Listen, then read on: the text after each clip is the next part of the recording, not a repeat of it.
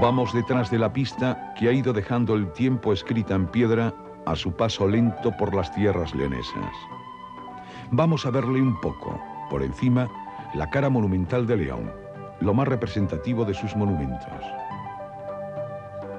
Aún así, seguirá siendo una cara cubierta con los velos del olvido o del desconocimiento, y muchas veces del abandono imperdonable.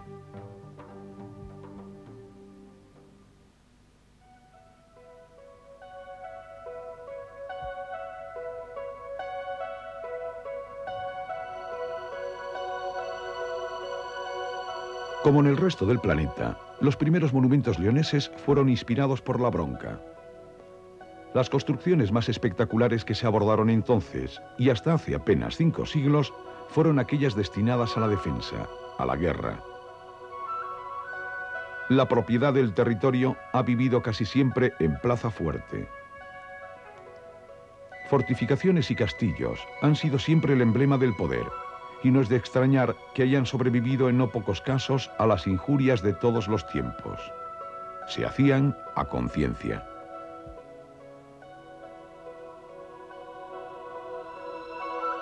Los primeros monumentos leoneses tuvieron que ser necesariamente murallas y construcciones defensivas. Las murallas de León y Astorga nacieron romanas y con algunos añadidos o reconstrucciones medievales han resistido en su dibujo hasta nuestros días.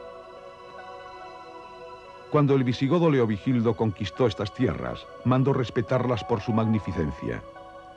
Siglos más tarde, ni Almanzor pudo con ellas.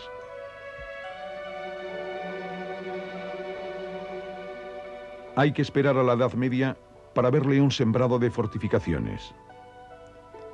Después de la fulminante ocupación musulmana de la península, la reconquista fue haciéndose posible gracias a la construcción estratégica de fortalezas y castillos. Los castillos son más idóneos de tierras ricas o de vegas del sur.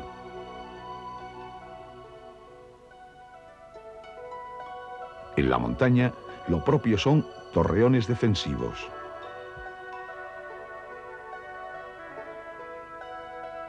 La aristocracia berciana, por ejemplo, era dueña de señoríos ricos y amplios.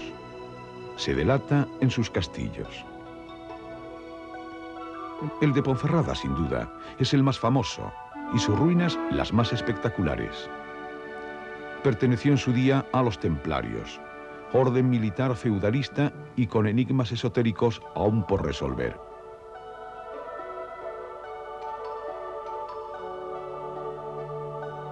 Con una esbeltez inusual, el de Valencia de Don Juan fue todo un castillo hecho guapo para mirarse en el Esla, que lava las barranqueras sobre las que se alza. Otras fortalezas, sin embargo, se hicieron estrictamente para guardarse, sin concesiones a la arquitectura, como el gran caserón fortificado de Toral de los Guzmanes, que precisamente por haberse hecho en humilde barro, ha resistido mejor que muchos la indolencia, las agresiones y los malos usos.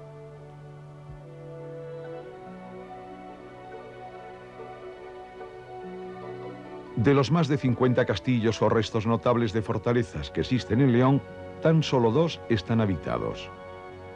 El impresionante y afrancesado castillo de Villafranca del Bierzo, ocupado tan solo en una de sus alas, y el único torreón superviviente del castillo de Palacios de la Valduarna, a cuya sombra se juntan todos los veranos una gavilla de poetas para cantarle sus versos a los vencejos.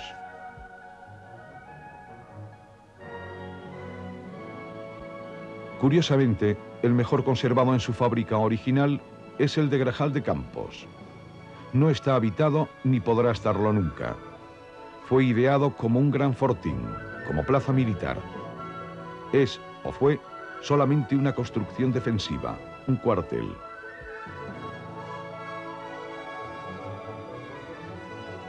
Sin embargo, la gran mayoría de estos monumentos defensivos corren la suerte de gran parte de nuestro patrimonio monumental. Como en Laguna de Negrillos, el castillo de Villanueva de Jamuz, con su arrogante torreón, parece reflejar en sus ruinas la mala memoria que dejaron en estas tierras de vasallaje sus viejos señores y caciques, los Quiñones.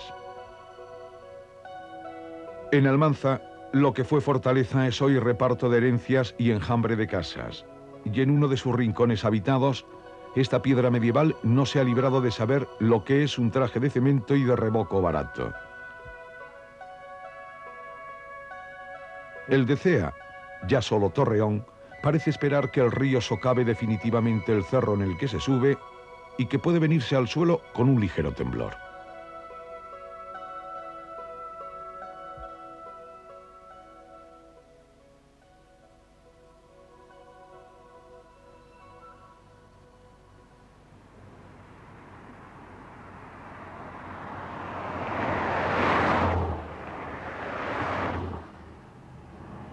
El río y el agua son el único elemento que interrumpe o borra los caminos del hombre. Salvar estos torrentes ha sido siempre un reto constante. La construcción de puentes ha sido cuestión capital en el desarrollo de comunidades y de países. Lo primitivo y lo normal es que se hicieran de madera, pero las riadas imprevistas solían acabar con ellos. Solo la piedra, y no necesariamente, soportaría la guerra entre el puente y las riadas.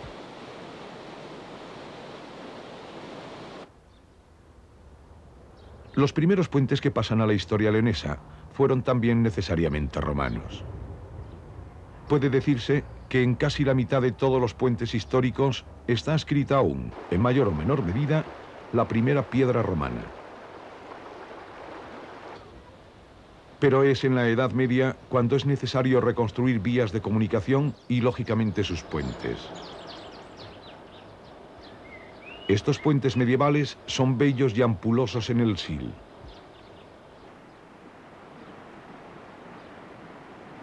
Puentes recoletos, evocadores y en buena profusión los del Curueño.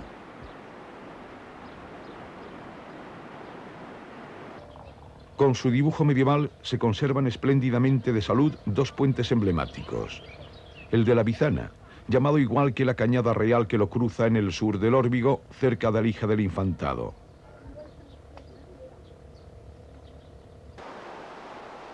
Y el puente de las Caldas, cerca de Boñar. Puente encastillado, magníficamente conservado, y cruzado por el tránsito de toda esta montaña hasta prácticamente antes de ayer.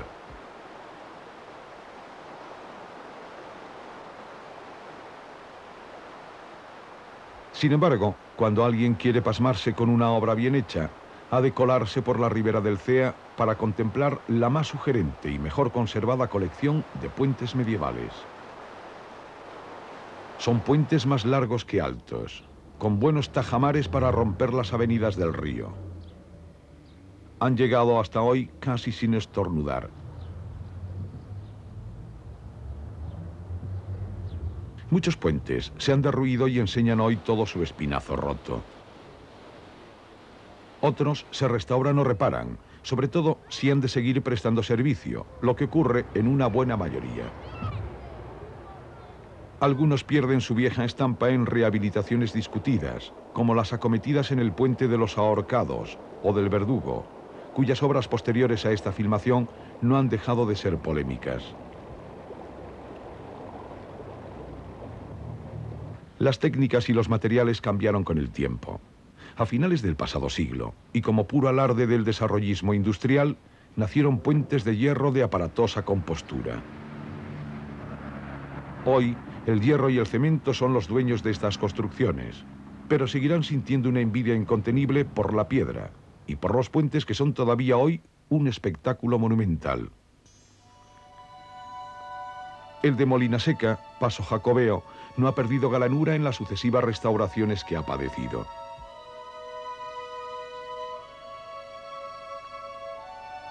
En Puente Castro aguanta el tiempo y los embates del Torío un espléndido puente clasicista y barroco, uniendo el viejo barrio de los judíos con la capital leonesa.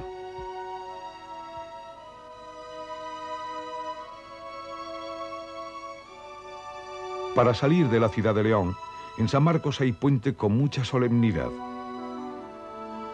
Sirve hoy más que nunca, y por ello estuvo a punto de sufrir un ensanchamiento en la década de los 70. O lo que es peor, fue propuesto para que pasara por él el ferrocarril huyero de vía estrecha.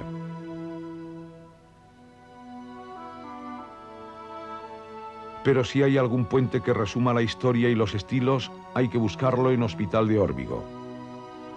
Puente de paso honroso, ligado a una fiesta señorial que concluyó en pura leyenda. O sea, lo de Suero de Quiñones y unas justas de honor, torneos de lanza celebrados durante un mes, y que sirvieron para que el organizador consiguiera casar nada menos que a 5 hermanas.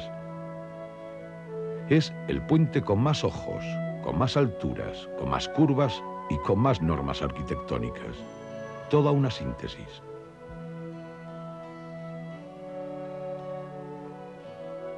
Curiosamente, y aun siendo en buena parte más antiguos que catedrales y basílicas, estos alardes de arquitectura civil no gozan de declaraciones y tutelas. Al parecer, no son monumentos.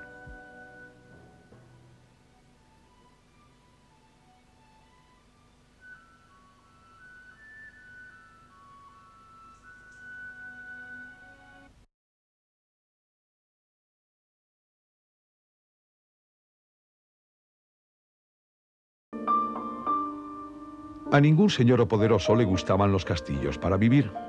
Su aire cuartelero no se acomodaba a los placeres y privilegios que se suponen al que manda. Y claro está, se hacían al lado o bien lejos su residencia propiamente dicha. Aun siendo León sede y corte de 24 reyes, sorprende la ausencia de viejos palacios medievales. La verdad es que en León vivieron más de gorra y de hospedaje en abadías o de prestado que queriendo de verdad vivir aquí, y dejando constancia en unas edificaciones o palacios que hoy no existen. Sin embargo, es el noble leonés, con tierras y señoríos, con rentas, quien levanta conciencia su vivienda, que en pocas ocasiones es palacio como tal.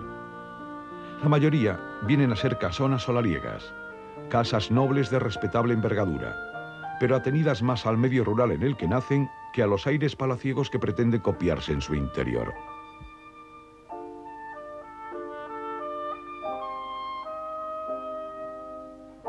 Son escasas las casonas palaciegas medievales. Hay que esperar al siglo XVI para que nazcan con renacentismos o clasicismos la piedra labrada y los blasones que indican dónde vive el señor.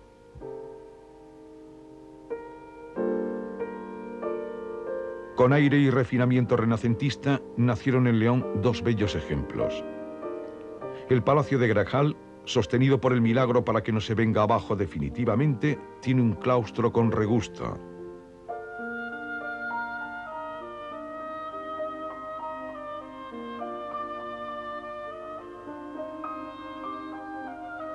Un claustro muy parecido en sus arcadas al gran Palacio leonés, el de los Guzmanes. El Palacio de los Guzmanes lo mandó a hacer un obispo, que aunque se apellidaba Quiñones, era de la rama de los Guzmanes, sus rivales. Deslumbró a Felipe II cuando visitó León. Está claro, viendo este alarde, que el palacio está inspirado en una cuestión de puro orgullo, afortunadamente para el arte.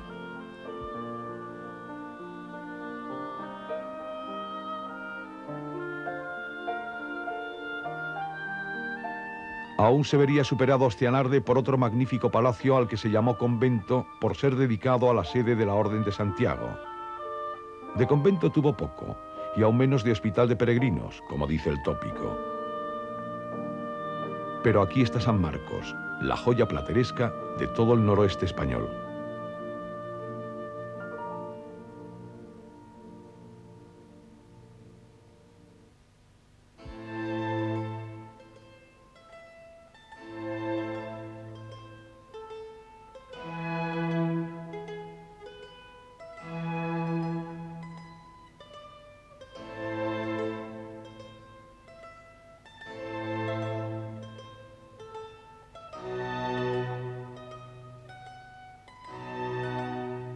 Entre iglesias, santuarios, monasterios y ermitas, hay que contar en León más de 3000. O sea, con muchísima diferencia, el mayor patrimonio monumental leonés, y lógicamente, el más espectacular.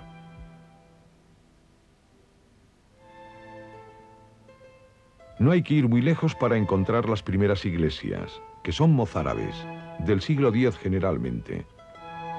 Con total certeza, y a juzgar por los numerosos vestigios, Existieron iglesias visigóticas o trazadas con románico asturiano, pero no queda ni una sola entera.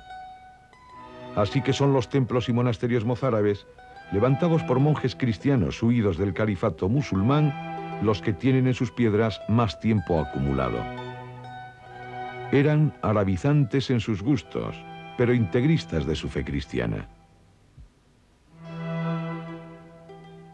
De lo que un día fueron monasterios, quedan hoy dos bellísimas iglesias: San Miguel de Escalada y Peñalba de Santiago.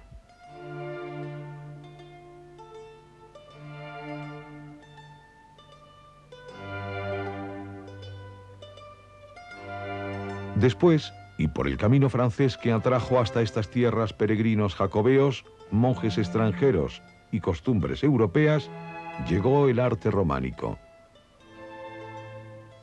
Las iglesias románicas de la provincia suelen ser generalmente recoletas, pero son espectaculares si forman parte de algún viejo monasterio.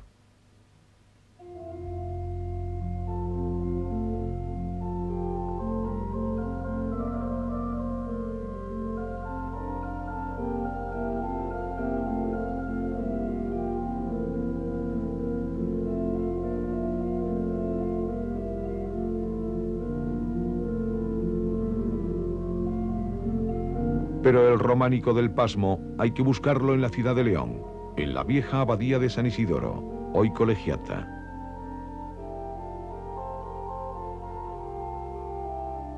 Aquí duermen las pinturas de la vieja capilla sistina de frescos medievales.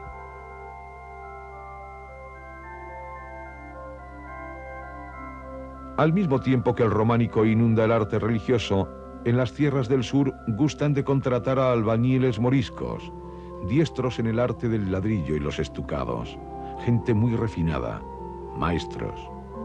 Es el arte mudéjar que empapa el alma monumental de Sahagún. Más adelante llegaría el gótico, el no va más de la arquitectura religiosa.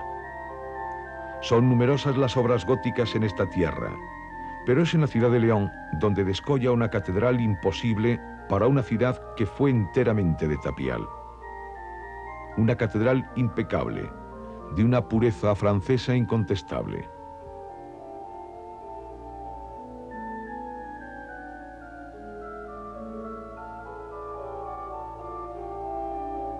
La de Astorga también es gótica, aunque en su pórtico principal, abarrocado y plateresco, o en sus torres clasicistas, se pone de manifiesto que no se pudo hacer de una vez y que tardaron más de 3 siglos en acabarla.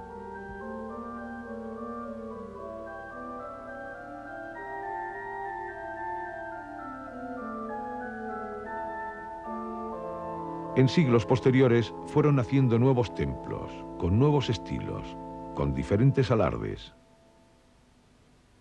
A veces, ese alarde se quedaba en solitario adueñándose de un valle de milagros y romerías. En otras ocasiones, ese alarde se plantaba en condición catedralicia en un recoleto pueblo de la montaña más abrupta.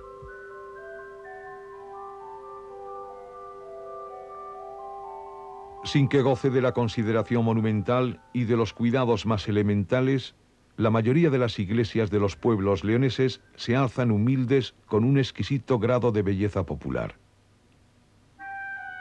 Hechas con los mismos materiales de las casas, son la gran casa de cada pueblo, donde se cambia la fe por esperanza. Son incluso la casa del pueblo, reunido cada domingo en su atrio para celebrar concejo vecinal y negociar la marcha de lo común.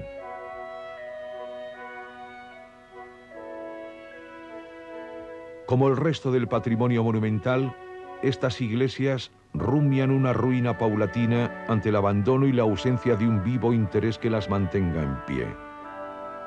Los monumentos leoneses son una colección irrepetible. Todo lo que perdamos de ello no nos lo perdonará la historia.